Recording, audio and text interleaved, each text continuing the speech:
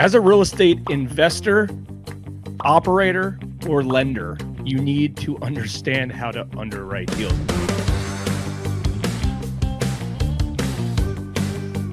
I hear this all the time, and it's the wrong way, that too many operators and investors rely on third parties that have zero economic interest in the deal. Who doesn't have an economic interest in a deal? A real estate agent, an appraiser, maybe another real estate investor that's helping you determine how much the property is worth. Okay, great. That's fine. I'm not saying not to take their opinion for what it is, but they don't have an economic interest in the property. So it's extremely important for the person writing the check, signing on the loan docs, or having an economic interest in the project to make sure that you are thoroughly underwriting all your deals. Ian and I are going to go through how the two of us underwrite our deals, and you're going to see two different perspectives: how he does it as an operator and an investor, and how I look at it as a lender and an investor. Yeah, no, underwriting is one of the most important parts of the whole deal process. You can't make money when you sell the property. You make money when you buy the property, and that all starts with underwriting. So the first thing that I do when we start underwriting deals is I always do them on the back of the napkin. You don't want to get caught up wasting too much time, busting out these massive pro formas, Excel sheets, all these real estate investment calculators that everybody has before you even understand the deal. When I first underwrite a deal, it happens real quick. It usually comes in through my email. A broker calls me. I see something on MLS, Crexy, CoStar, wherever it may be, and I start painting a mental picture of this deal. I start understanding, like, hey, if I bought this, what kind of return would I need, right? Like, quick math, $100,000 house, your return might have to be 10%. Well, can I get that rent that I need to make that $10,000 a year? So that's all I do. Everyone thinks that it's like, I got to get in the war room and I got to do all this stuff. Guess what? If you do all that, you're probably never going to do a real estate deal. Keep it simple, stupid. That is the most important thing you can do in the first step of underwriting. I agree. And it's very, very similar to what we do. What I am not doing is running out to the property. What I'm not doing is spending endless hours kind of putting together, hey, could we structure it like this? Could we do it like this? Could we do it like that? We stick to the basics first. I get on the phone with the borrower immediately, try to figure out exactly what they're looking for. First off, if the numbers don't work for what the borrower is trying to accomplish, as a lender, the numbers probably aren't going to work for what we're in essence going to do, right? We determine approximately how much cash the borrower is going to need into the deal. Do they have the proper characteristics to be able to execute and the capacity to execute on the project? And one of the most important things is do we believe that this borrower is going to make money on a project? Because we don't want to be involved in a project that a borrower in essence is going to lose money on. That's not good for anything. It could be a fix and flip. It could be a rental property. It could be a bridge loan on a commercial asset or a rental property. In essence, back of napkin, let's just go through the basics. Let's see if this deal has any legs first before we take it to the next level. Yeah, everything you just said, those are all things that are going through my mind as a real estate operator and a real estate investor in other people's deals as well.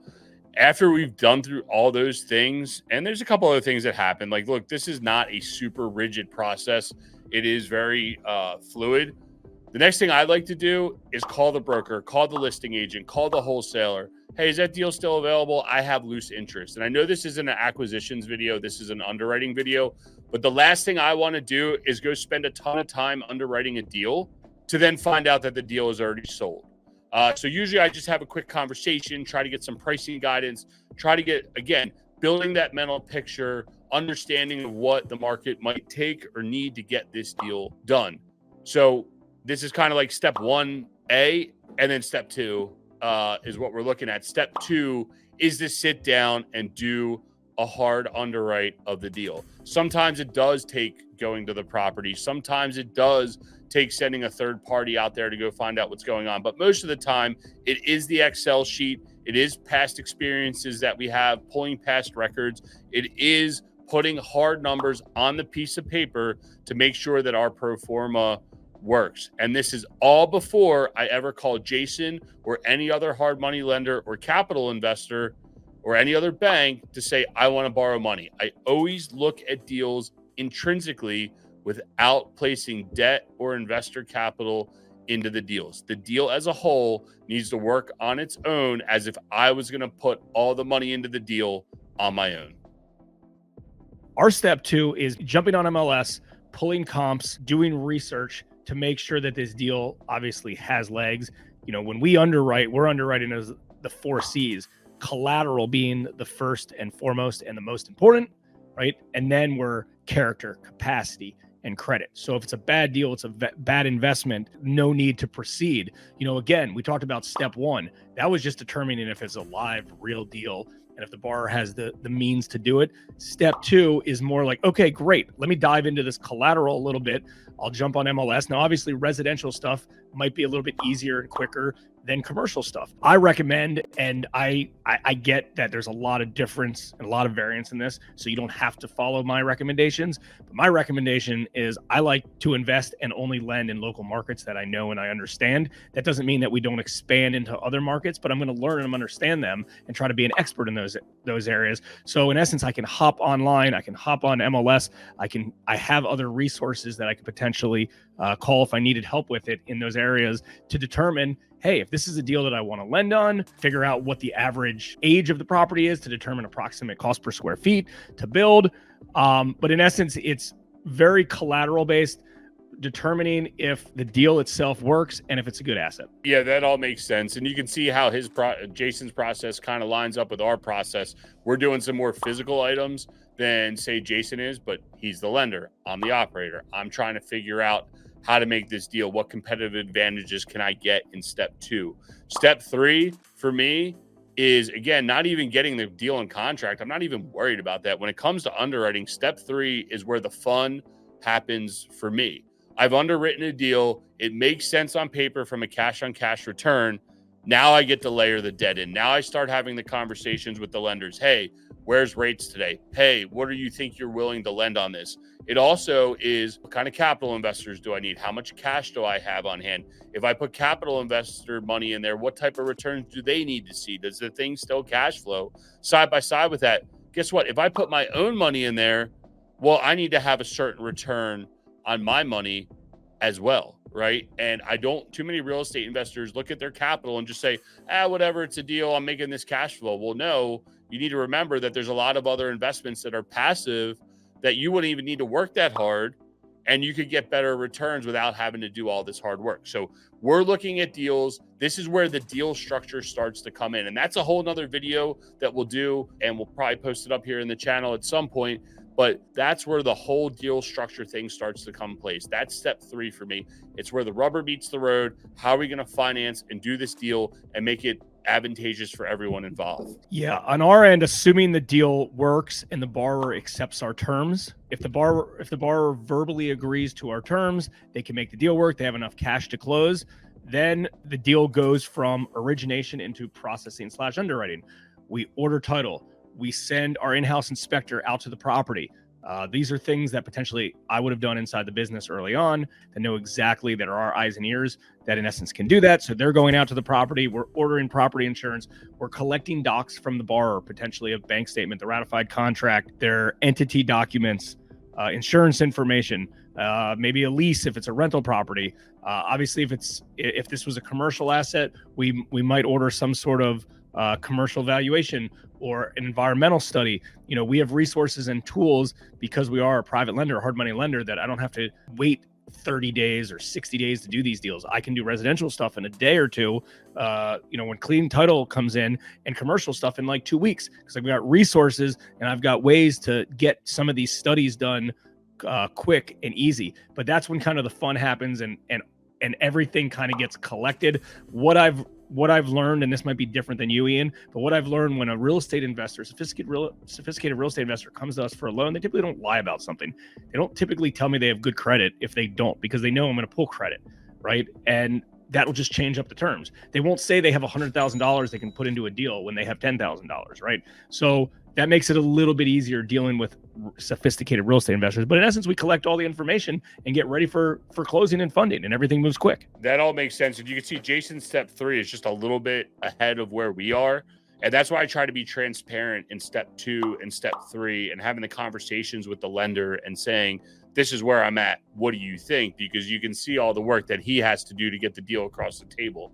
Step 4 for me is something that's happening actually before step 1, and it's happening all the way through closing and all the way to even potentially selling the property, owning the property. Whatever we're going to do with the property is risk mitigation. That's the final step in all this. Is the deal I'm doing intrinsically good? What is my risk? What is my reward? What am I missing out on by not selling, by not moving, by doing this property? Sometimes if you do a deal, it might be a massive time suck and you might not want to compromise lifestyle. It might, but there's a massive financial reward, and that's something that you're willing to do. Sometimes doing a deal might be super easy, but there might not be a lot of cash flow because it just fits in your portfolio. Again, applying capital investor or your own capital into that deal, what other opportunities are you missing out on? Are markets changing? What's happening? Again, this is happening all the way through the process. And as you can see, I don't even have this deal under contract yet. I have barely talked to the broker all but 15 minutes to this point, whether it's a real estate agent, a commercial broker, or a wholesaler, or even direct to owner. Risk mitigation happens all the way from the time I look at a deal all the way to the time that we dispose of a deal. And if I had a guess, Jason, it's got to be a similar final step for you. No doubt. And before I go through that final step, if you have any questions for Ian or myself, feel free to just comment them below in the section. We love this business. It's something that we're very passionate about. Just comment them and we'll answer them directly ourselves. So the final step 4 in our business is kind of putting everything together. All the due diligence items are coming in. We're reviewing everything. We're sending file off after title work comes in to our attorney to do title review and to do doc prep, making sure everything that we were expecting was going to come in and look exactly as expected. And in essence, we close up the loan, and we close the loan. We wire the funds to closing. We obviously have underwriting checklists in place to make sure that they have proper insurance coverage, that we're wiring the money to the right title company, and we verify wire instructions and things like that. We have lots of checks and balances in place because you're wiring big sums of money. And the loan closes, the borrower signs their loan docs, we post close it, and we service the loan. And just like Ian doesn't truly get paid until he exits the property 6 months to 60 years later, maybe he's paid along the way. It's the same with us. Yes, we make origination fees up front, and we're making our interest rate of return and things like that. But I'm in that deal for the life of that deal. Just like if Ian's taking out debt or he's got a capital investor or a limited partner or somebody that's involved, maybe even on paper, he might not be liable for that debt, but in reality, he is, right? Because ethics, and that's how you become a real operator. So we're in that loan forever. And, sometimes the best deal that you ever did was the one that you didn't do, right? And that happens sometimes. And, we've passed on deals last minute. Ian's passed on deals last minute because something didn't come off right. Power is saying no. That's a whole nother video. So guys, hopefully this underwriting has helped you and you can take the steps that you need to do to get your real estate investing career started, investing side by side with someone, and or just going out and doing your own deals and have a better understanding of the market. So hopefully this video was a help, and we'll catch you on the next one.